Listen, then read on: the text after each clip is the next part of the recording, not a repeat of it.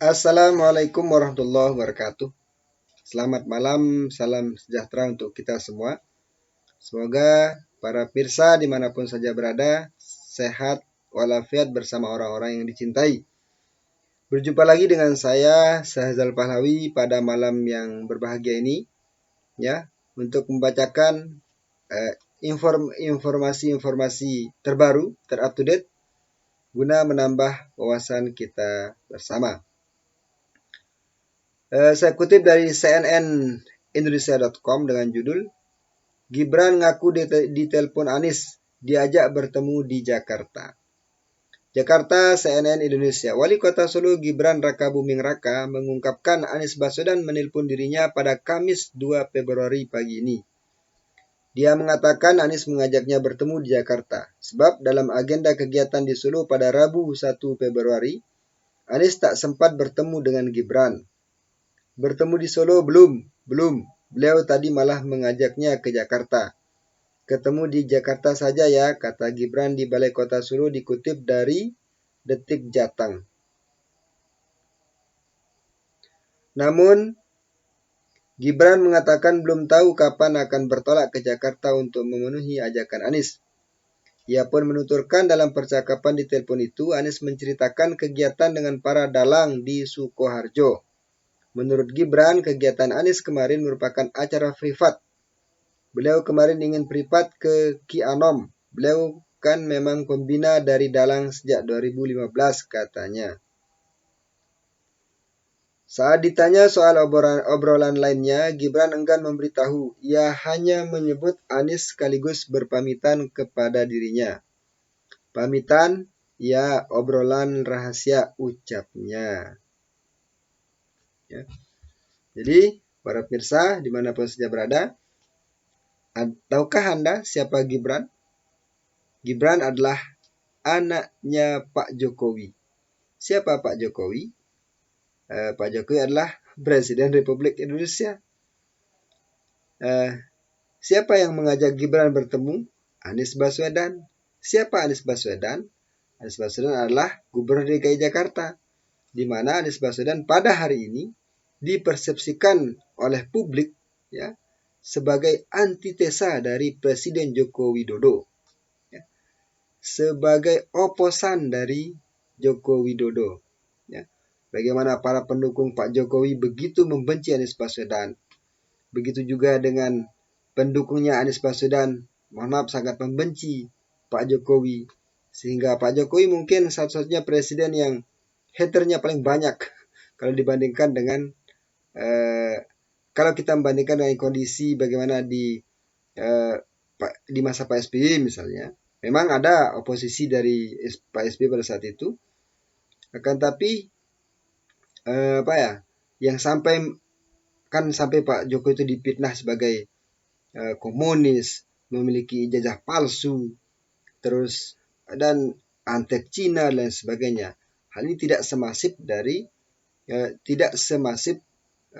pada pemerintahan Susilo Bambang Yudhoyono. Kembali ke topik bahwa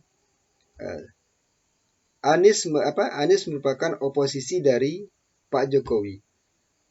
Sementara Anies menelpon Gibran yang tidak lain adalah merupakan anaknya,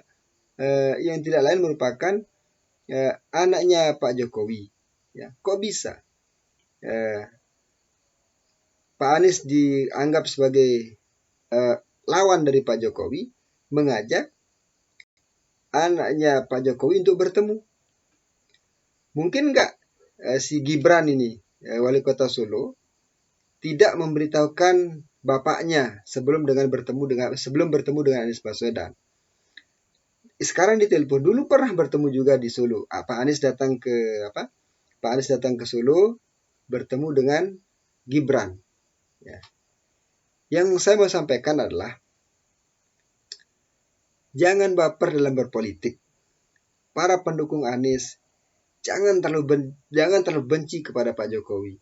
Begitu juga para pendukungnya Pak Jokowi jangan terlalu benci kepada Anies Baswedan. Disebabkan kenapa? Karena di atas ya siapa tahu antara Pak Jokowi dengan Pak Anies Baswedan ini ya mereka lah rangkul-rangkulan. mereka peluk-pelukan. Tidak ada masalah sebenarnya antara mereka. Sebab kalau ada masalah, tidak mungkin, logikanya, kalau saya punya orang tua, terus dia bermusuhan dengan orang tua saya bermusuhan dengan seseorang lah. Terus orang tersebut mengajak saya bertemu untuk makan dan sebagainya. Mungkin nggak saya akan mau bertemu dengan dia? Ya, mungkin tidak saya akan mau bertemu dengan dia. Atau kalau saya mau bertemu dengan dia, mungkin saya tidak memberitahu uh, orang tua saya dulu sebelum bertemu dengan dia. Ya kalau jawabannya mungkin ya mungkin saja. Tapi itu kan kecil kemungkinan kita belajar kaidah keumuman, teori yang umum. Maka sebagai pemilih yang cerdas ya janganlah urusan-urusan politik itu akan menjadikan kita untuk terpecah belah, akan menjadikan kita terpolarisasi.